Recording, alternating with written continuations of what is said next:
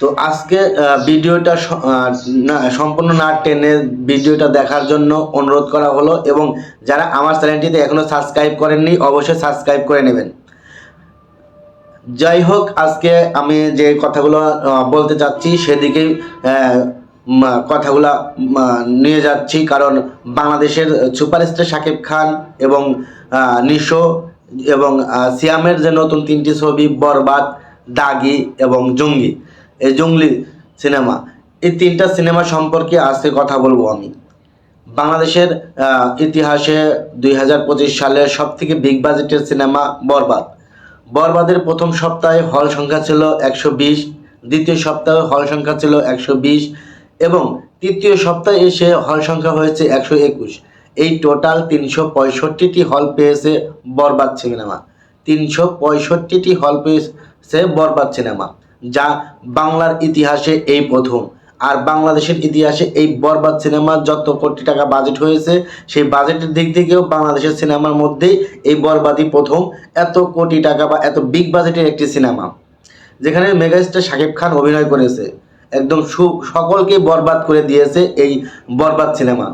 দ্বিতীয় যে সিনেমা আছে দাগি, দাগি সিনেমাকে নিয়ে কি বলবো, সেটাও আফরান নিশোর নতুন যে সিনেমা, আফরান নিশোর যে নতুন সিনেমা, আফরান নিশোর এই নতুন সিনেমা দাগি।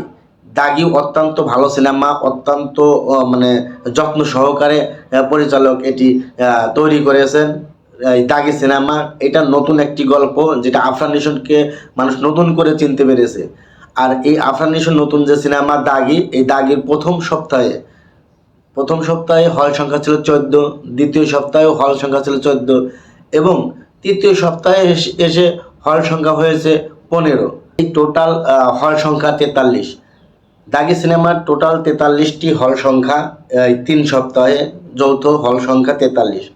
এরপরে যে সিনেমা নিয়ে কথা বলবো সেটা হলো সিয়াম আহমেদ অভিনয়, এম রহমান পরিচালনায় নতুন যে সিনেমা জঙ্গলি সিনেমাও মানুষকে আকর্ষণ করছে নতুন এই গল্প ধারা, কারণ পারিবারিক ছবি জঙ্গলি পরিবারকে আকর্ষণ করছে। এই সিনেমাটা দেখার আগ্রহ বেশি বাড়িয়েছে, সেটা হলো জঙ্গলি সিনেমা। এই জঙ্গলি সিনেমার গল্পের মধ্যে এমন কিছু আছে যেটার জন্য দর্শককে হলমুখী করছে এই জঙ্গলি সিনেমা। প্রথম সপ্তাহে যে হল সংখ্যা ছিল 10টি, দ্বিতীয় সপ্তাহে হল সংখ্যা 10টি এবং তৃতীয় সপ্তাহে এসে হল সংখ্যা হয়েছে 15টি। এই টোটাল 35টি হল পেয়েছে, যৌথ হল পেয়েছে জঙ্গলি সিনেমার নতুন ধাঁচ বা নতুন গল্প নিয়ে যে সিয়াম আহমেদের নতুন যে সিনেমা জঙ্গলি, এটা আসলেই কি বলবো, সবাইকে নতুনভাবে উপস্থাপনা করেছে পরিচালক এই জঙ্গলি সিনেমার মাধ্যমে। জঙ্গলি সিনেমা এতটা মানে ভালো একটি গল্প, যে গল্পের মধ্যে লুকিত আছে মানে কি বলবো, যে মায়া ভরা বা একটা মানে মানুষকে জঙ্গলি হিসেবে দেখা বা মেয়ের প্রতি বাবার ভালোবাসা, সেই হিসেবেই জঙ্গলি একটা ভালো সিনেমা হয়েছে। জঙ্গলির গল্পটাও অনেক সুন্দর। এই ছিল বাংলাদেশের লাস্ট মানে 2025 সালে রোজার ঈদে মুক্তি পাওয়া 3টি সিনেমার হল সংখ্যা নিয়ে আলোচনা।